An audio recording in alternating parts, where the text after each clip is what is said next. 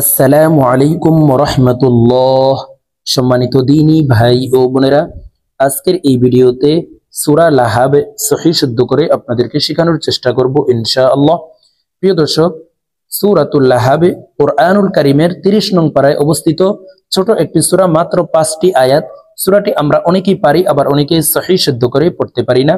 তো যারা পারি না, আজকের এই ভিডিও থেকে আমার সঙ্গে মশক করে, অর্থাৎ আমার সঙ্গে বলে শুদ্ধ করে সূরাতুল লাহাব শিখে নিতে পারেন। তো যারা একেবারে আরবি পড়তে পারেন না, তারা আমাদের চ্যানেলে কায়দা পর্বের ভিডিও দেওয়া আছে, আপনারা কায়দা পর্বগুলি দেখে শুদ্ধ করে আরবি শিখে নিতে পারেন, তখন কোরআনুল কারীম সহজেই পড়তে পারবেন। তো চলুন প্রিয় দর্শক, আজকের সবক সূরাতুল লাহাব শুরু করা যাক। আউযু বিল্লাহি মিনাশ শাইতানির রাজীম। বিসমিল্লাহির রহমানির রহিম।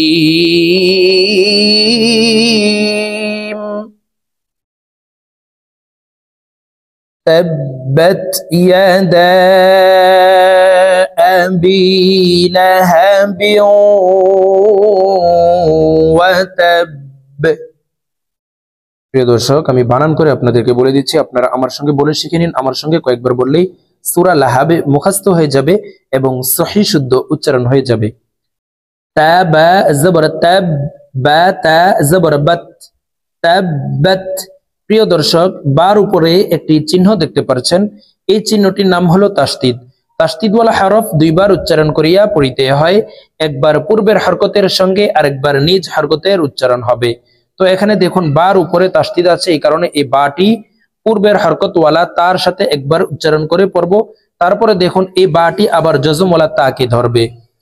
তো বানানটি আমরা এইভাবে করব, দেখুন, তা বা জবর তাব, বা তা জবর বাত, তাব্বাত। ইয়া জবর ইয়া, দাল আলিফ জবর দা, 3 আলিফ টান। মদের হরফের উপরে চিকন চিহ্ন বামে হামজা, মধ্যে মুনফাসিল 3 আলিফ টানিয়া পড়িতে হয়। ইয়া দা, তাব্বাত ইয়াদা। হামজা জবর আ, বা ইয়া জের বি। জেরের বাম পাশে জজমুল ইয়া মদের হরফ, ডান দিকের হরকতকে 1 আলিফ টানিয়া পড়িতে হয়। তো এই বা জজমুল ইয়ার সাথে 1 আলিফ টানি পড়ব। আবি, লাম জবর লা, হা জবর হা, আবি লাহা। বা ওয়াও 2 জের বিও, ইদগামে বা গুন্নাহ। তানউইনের পরে ইদগামে বা গুন্নার 4 হরফের একটি হরফ ওয়াও আসছে, এই কারণে এই তানউইন ওয়ালা বাটি তাসদিদ ওয়ালা ওয়ার সাথে গুন্নার সহিত মিলাইয়া পড়ব। বা ওয়াও 2 জের বিও,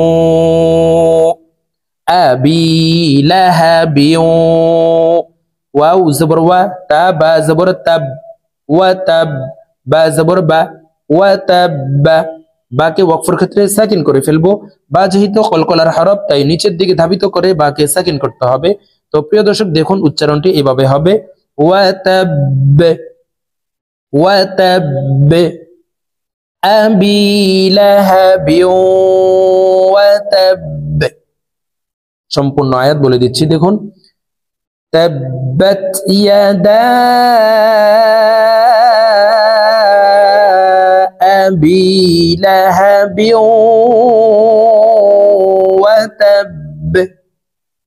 মিম আলিফ জবর মা, 3 আলিফ টান। মদের হরফের উপরে চিকন চিহ্ন বামে হামজা, মধ্যে মুনফাসিল 3 আলিফ টানিয়া পড়িতে হয়। তো আমরা এই মিমকে 3 আলিফ টানিয়ে পড়ব।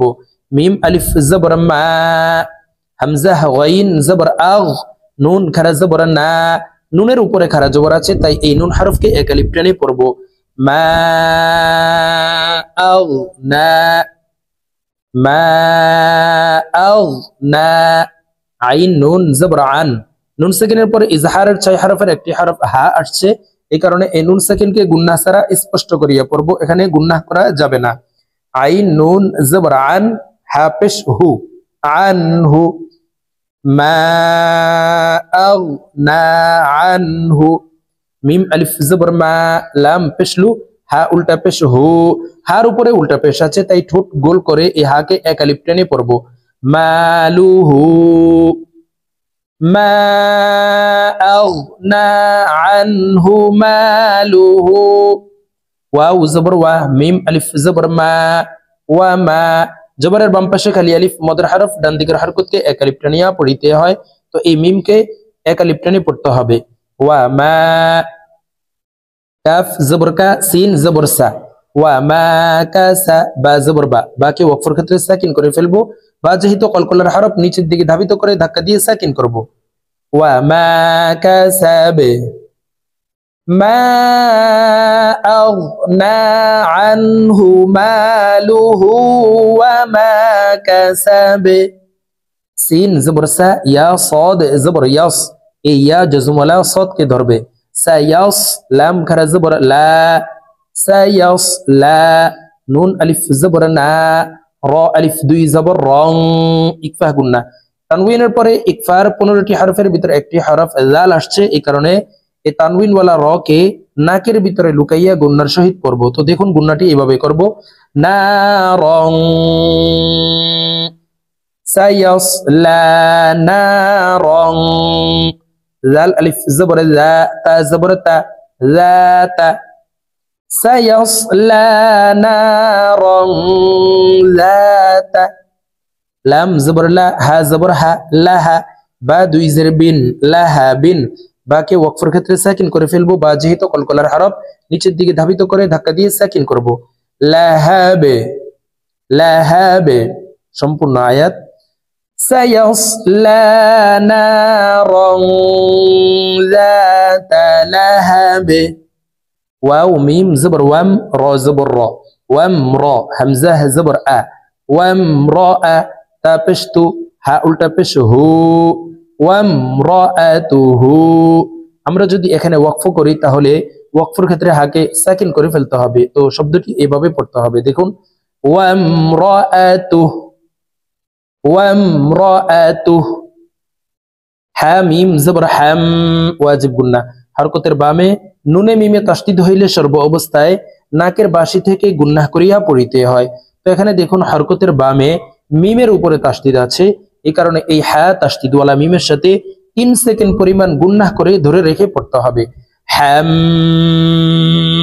মিম আলিফ জবর মা, হাম্মা, লাম জবর লা, তা লাম জবর তাল, হাম্মালাতাল, হা জবর হা, ত জবর ত, হা ত, বা জের বি, হা ত বি, বাকে ওয়াকফের ক্ষেত্রে সাকিন করে ফেলবো। বা যেহেতু কলকলার হরফ নিচের দিকে ধাবিত করে ধাক্কা দিয়ে সাকিন করব। হাম্মালাতাল হাতাব, ওয়ামরাআতুহু হাম্মালাতাল হাতাব।